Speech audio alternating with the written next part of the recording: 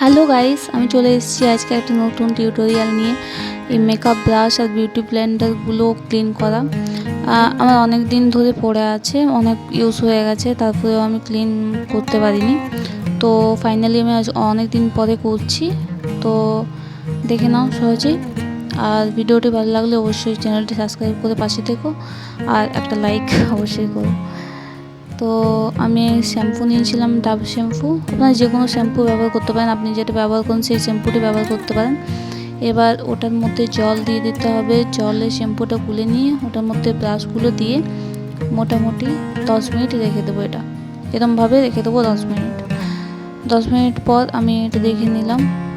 দেখুন কীরকম কত বেরিয়েছে। অনেক দিন ধরে ইউজ করছি, কিন্তু ক্লিন করাই হয়নি। আর অবশ্যই বেশি ক্লিন করা উচিত নয়, কারণ বেশি ক্লিন করলে ব্রাশ আর বিউটি ব্লেন্ডারগুলো তাড়াতাড়ি নষ্ট হয়ে যাওয়ার সম্ভাবনা থাকে। তো তাই আমি বেশি ক্লিন করি না। সো এগুলো আমি ধুয়ে চলে এলাম, আবার ধুয়ে নিলাম। দ্বিতীয়বার আমি আবার শ্যাম্পু দিলাম ওটার মধ্যে। এটা আমি নিয়ে নিচ্ছি। এরপর ব্রাশগুলো আমি আবার দিয়ে মোটামুটি 5 মিনিট মতো রেখে দেবো।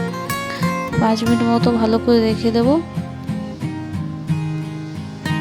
শুধুমাত্র ব্রাশগুলোই দিচ্ছি, বিউটি ব্লেন্ডারগুলো মোটামুটি পরিষ্কার হয়ে গেছে। তো ওগুলো আমি লাস্টে একটু দিয়ে পরে ধুয়ে নেব। তো এগুলো আমি এখন আপাতত 5 মিনিটের জন্য রেখে দিচ্ছি।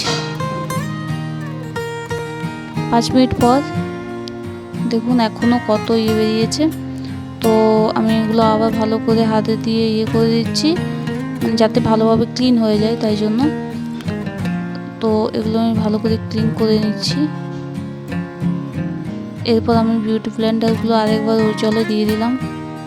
ঠিক আছে, শ্যাম্পু জলে দিয়ে দিলাম আমি আবার, তাহলে আরও ভালো করে পরিষ্কার হয়ে যাবে। এবার আমি এগুলো বাথরুমে নিয়ে গিয়ে ধুয়ে নিচ্ছি।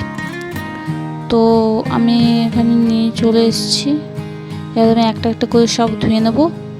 তো সবগুলো ধুয়ে পরে শুকোতে দিতে হবে, শুকনো করে ভালোভাবে রেখে নিতে হবে। বেশি ধোয়া ভালো নয়।